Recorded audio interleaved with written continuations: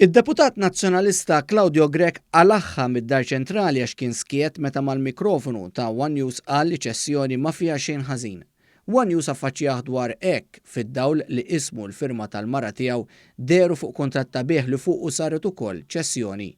F'dan il-każ qed nitkellmu fuq kuntratt valur ta' €1,250,000. Lil Grech staqsejnieh dwar għaliex esponenti tal-Partit Nazzjonalista ippruvaw jorbtu ċessjoni ma' attività kriminali. Ridna naraw jekk skont u dan ifissirx li bil-firma ta' martu fuq dak il-kuntratt kien xi jaf b'xi ħaġa ħażina li ħalli għaddejja.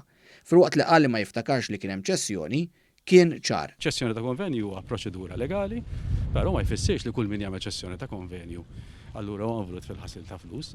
Fil-kuntratt li għandna kopja tiegħu martu biet proprjetà, iżda huwa fl-istess kuntratt ukoll li dik il-proprjetà ddiet b'ċessjoni għand kumpanija oħra minn għand dik li Grech kellha il-konvenju magħha. Iċ-ċessjoni saret fuq il-kuntratt innifsu iffirmat minn Grech. Għalhekk il-konferma li Claudio Grech u martu kienu involuti f'kuntratt b'ċessjoni kif żvela One News.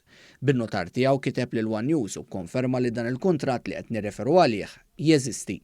In-notar ibben l-eks segretarju parlamentari Tony Abela qal li ma kienx Grech innifisha li għamlet iċ-ċessjoni, però fl-ebda ħin ma ċaħat li ċ-ċessjoni saret fil-kuntratt stess iffirmat minn Grech.